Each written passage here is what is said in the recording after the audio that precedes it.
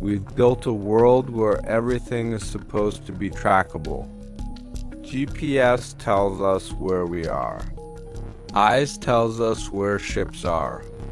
Satellites tell us what's happening on every inch of the planet's surface. We've convinced ourselves that if something exists, it leaves a data trail. And if it doesn't leave a trail, it doesn't exist. But here's the uncomfortable truth. That's an assumption, not a fact. Our tracking systems are only as good as the things they're designed to detect. And there are entire categories of phenomena, real, physical, observable phenomena that slip through because they don't operate according to the rules our systems expect. What happens when you see something with your own eyes, document it carefully, cross-reference it with historical records, and then check every official database only to find nothing? No registry, no transponder signal, no confirmation from any authority that what you witnessed was real. Do you trust the technology, or do you trust your senses? Most people, conditioned to defer to screens and systems, would choose the technology. They dismiss their own observations as error, coincidence, or fatigue.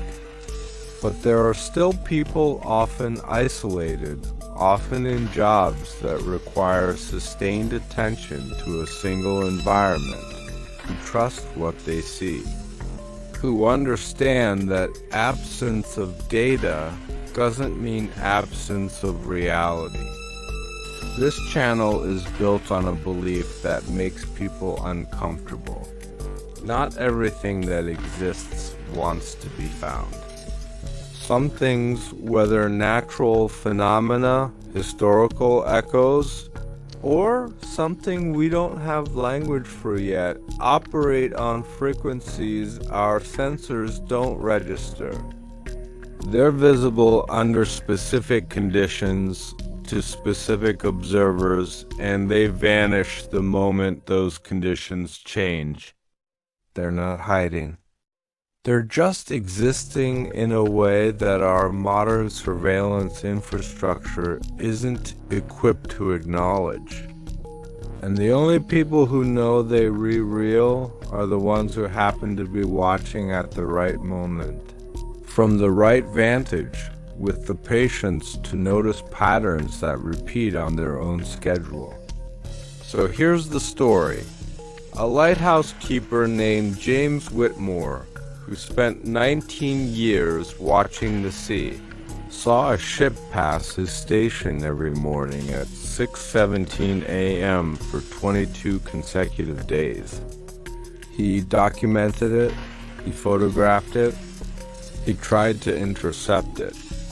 And according to every maritime tracking system, harbor record, and Coast Guard log, the ship didn't exist. But James saw it every single morning until day 23, when it stopped appearing as suddenly as it had started. If you're ready to hear about what happens when the human eye becomes the only reliable witness, let's begin. The ship appeared every morning at 6:17 a.m., precisely as the first light touched the horizon. A mid-sized cargo vessel, dark hull, no visible markings, moving south along the coast at what looked like 8 or 9 knots. From his position in the lighthouse tower, James could track it for approximately 11 minutes before it passed beyond the southern headland and disappeared from view. He'd been watching ships for 19 years, fishing trawlers, container ships, pleasure crafts, Coast Guard cutters, and he knew how to identify them, how to predict their routes, how to check their registry against maritime traffic databases. But this ship, the one that passed every single morning for 22 consecutive days starting in late September, didn't exist in any system he could access. No transponder signal. No registry match. No record of passage through the coastal monitoring network. It was there, physically present in his binoculars and visible to the naked eye. And according to every official channel, it wasn't there at all. What do you do when your eyes tell you one thing and every database, every tracking system, every official record tells you the opposite? When you're the only person who seems to see something that, by all logical measures, shouldn't exist? James stood in the Lighthouse gallery at dawn, logbook open to a page filled with careful notations, and wondered if he was documenting reality or losing his grip on it. The line between observer and obsessive had started to blur somewhere around day 13. Here's the question that followed him through every watch. How many things pass through our lives visible, real, physically present, that leave no trace in the systems designed to track them? And what does it mean when the human eye becomes the only reliable witness to something the modern world has decided doesn't exist? James Whitmore was 56 years old and had been the keeper of St. Catherine's Lighthouse for 19 years. The lighthouse sat on a rocky promontory 12 miles north of a small coastal town, accessible only by a narrow gravel road that became impassable in heavy storms. It was a solitary job, which suited James fine. He lived in the keeper's cottage adjacent to the tower, maintained the automated beacon, which still required weekly inspections despite being fully computerized, and monitored maritime traffic along a 60-mile stretch of coastline. Most days he saw more seals than people. The rhythm of the work was meditative. Check the light mechanism, scan the horizon, log any unusual activity, maintain the grounds, repeat. He'd chosen this life deliberately after 20 years in the Navy. Less noise, more clarity. Why did he watch the water so carefully? It wasn't just duty, it was respect. The ocean was the largest, most powerful force in his daily experience, and James had learned long ago that it rewarded attention and punished complacency. He knew the local tidal patterns, could read weather changes 3 hours before they arrived, and recognized the seasonal migration routes of everything from humpback whales to monarch butterflies. The sea wasn't empty. It was full of patterns, and those patterns told stories if you knew how to listen. A sudden cluster of seabirds diving meant baitfish near the surface. A change in wave direction indicated shifting currents. And ships, their size, speed, route, and timing revealed the invisible infrastructure of global commerce and local fishing economies. His morning routine was unvarying. 5:30 a.m. Wake coffee, check weather data. 6 a.m. Climb the tower, scan the horizon with binoculars, record any vessel traffic in the logbook. 7 a.m. Breakfast, then maintenance work, cleaning lenses, checking generators, repairing whatever the salt air had corroded overnight. Afternoons were quieter, reading, small repairs to the cottage, radio contact with the Coast Guard station if needed. It was during his 6 a.m. scan on September 24th that he first saw the ship. And something about it, maybe the way it moved, maybe the absence of the usual wake pattern, maybe just instinct made him note it differently in his log. Not just cargo vessel, southbound, but unknown vessel, no visible identification, bearing 187 degrees, speed approximately 8 knots. He didn't know yet that he'd be writing a nearly identical entry for the next 21 mornings. The first morning, September 24th, James didn't think much of it. Ships passed the lighthouse constantly. Some were regulars to Kittiwake, a fishing trawler that worked the northern banks every Tuesday and Friday. The Meridian Star, a container ship that followed a predictable weekly route. Others were transient, passing once and never seen again. This ship fell into the latter category, or so James assumed. It was maybe 180 feet long, dark gray or black hull, single smokestack, moving at a steady pace. No flags visible. No name painted on the bow that he could see, even through binoculars. It appeared at 6:17 a.m., right as the sun broke the horizon, and moved southward in a straight line until it passed out of sight at 6:28 a.m. James recorded it in his log with the same detail he used for everything: date, time, bearing, estimated size and type. Then he did something he'd been doing for years as part of his volunteer work with the Maritime traffic monitoring network. He checked the ship's eyes transponder signal. Every commercial vessel over a certain size was required to broadcast its position, speed, and identification via automatic identification system. It was how harbor masters tracked traffic, how Coast Guards coordinated rescues, how shipping companies monitored their fleets. James pulled up the online eyes tracker on his laptop. At 6:17 a.m., in the exact position where he'd seen the ship, there was nothing, no signal, no vessel reported.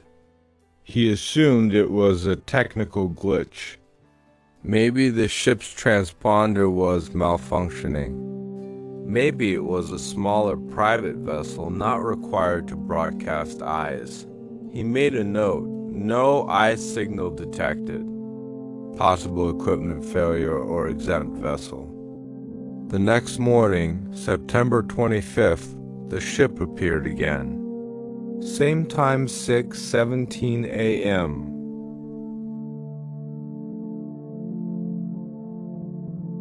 James watched it through binoculars for the full 11 minutes, trying to spot details. Were there crew on deck? Was there cargo visible? He couldn't tell. The distance was too great, and the early light made details hard to resolve. But he could see the ship, clearly, undeniably. And when he checked eyes again, there was still no signal. No record of any vessel in that position at that time. By day 7 September 30th, James had started arriving at the tower earlier, positioning himself with binoculars ready before 6:17. The ship had appeared every single morning.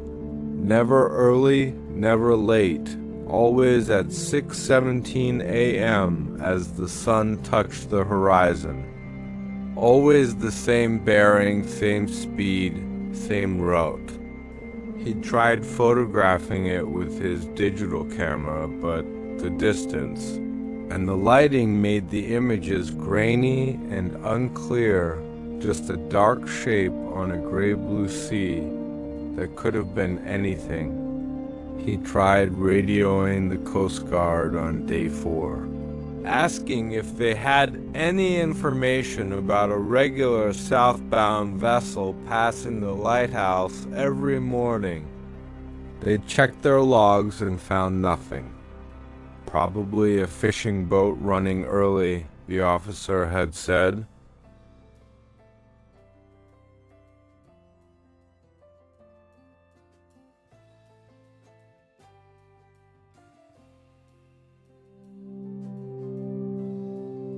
On day 9, James started cross-referencing his sightings with historical maritime records. He contacted the local Maritime museum, asked if they had records of regular shipping routes from the early to mid-20th century before modern tracking systems existed. The archivist sent him scanned logbooks from St. Catherine's previous keepers, dating back to 1947. James spent an evening reading through them, and on page 73 of a 1953 logbook, he found an entry that made his pulse quicken. October 12, 1953, 6:15 a.m. Southbound cargo vessel, dark hull, bearing 187 degrees. No identification visible. Vessel not listed in Harbor Master's weekly schedule. Query sent to Coast Guard. No reply received. The handwriting was different. The date was 70 years ago, but the description was identical. James flipped through more pages. Another entry, October 19th, 1953. Another, October 26th. Same ship. Same time, same mystery. The entries stopped abruptly in early November with a note. Vessel sightings ceased as of November 4th. Assume route change or seasonal schedule. James sat back, the old logbook open on his desk. A ship that appeared at dawn, left no official trace, and had been seen by at least one other lighthouse keeper 70 years ago. He was either part of a very old pattern, or he was experiencing something that defied easy explanation. James decided to approach this systematically. If the ship was real and physical, there had to be some way to confirm it beyond his own observations. On day 11, he set up a second camera on a tripod with a timer, positioned to photograph the sea at 6:17 a.m. automatically, even if he wasn't there.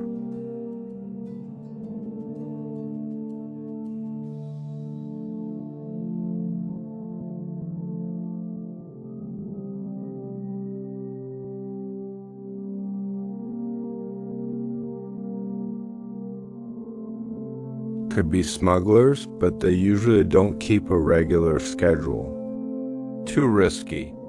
James also reached out to a marine biologist he knew from his Navy days, a woman named Dr. Reeves who specialized in coastal ecology. He asked if there were any natural phenomena, migrations, tidal patterns, atmospheric conditions that could create the illusion of a ship where none existed.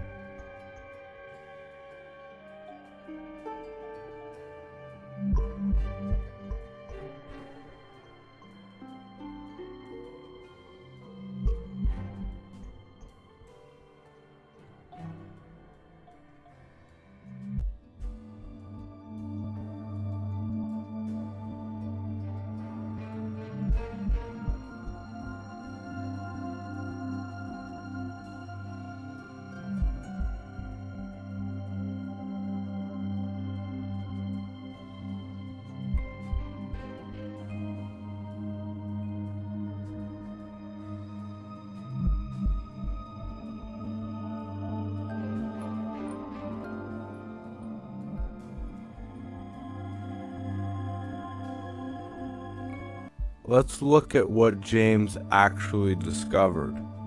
For 22 mornings, a ship appeared at 6:17 a.m., traveled a precise route along the coast, and vanished from view at 6:28 a.m. It left no eye signal, no wake pattern consistent with its size, no record in any official maritime database.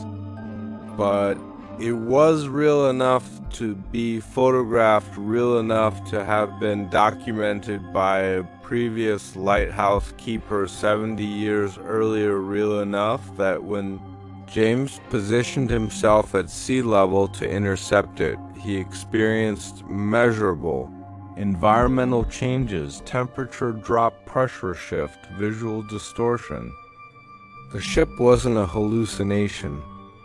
It was something operating at the edge of what our current understanding and technology can reliably track. A phenomenon that exists in the gap between the observable and the recordable. What does this mean for how we navigate a world that increasingly relies on data to tell us what is real? It means we've outsourced our trust. We've decided that if something doesn't show up on a screen, it's not worth believing. But the ocean is older and stranger than our tracking systems. It has currents we can't predict, migrations we don't fully understand, and apparently vessels that move through it on schedules that don't align with modern registry requirements.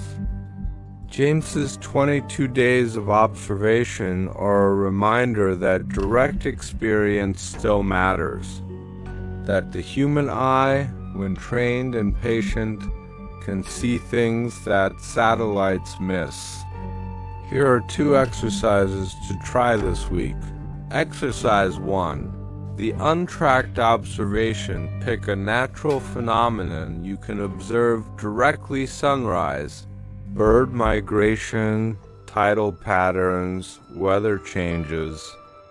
For 7 days, record what you see with your own eyes, then compare it to what official data sources, weather apps, tracking sites, databases say should be happening.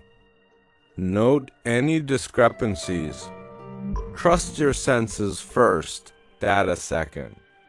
Exercise 2. The recurring anomaly identifies something in your environment that appears regularly but doesn't seem to have an official explanation. A sound at the same time each night, an animal that shows up on a precise schedule, a light that flickers in a pattern. Document it for 1 week. Time, duration, conditions. See if you can find any record or explanation for it. If you can't, you found your own ghost ship. Now, the questions. Have you ever seen something repeatedly that you couldn't verify through official channels or technology? What was it? And how do you reconcile your observation with the lack of confirmation? When direct experience contradicts data, which do you trust? Where's the line for you? If you were James and you'd spent 22 mornings watching a ship that didn't exist, would you have tried to intercept it? Or would you have kept your distance? Share your stories below. I'm genuinely curious what you've witnessed that the systems told you wasn't there. If these kinds of stories about the gaps in our knowledge, the limits of technology, and the things that only reveal themselves to patient observers resonate with you, consider subscribing and turning on notifications. Quiet Witnesses is here to remind you that the world is bigger and stranger than our databases suggest. Sometimes the most important things are the ones that refuse to be tracked.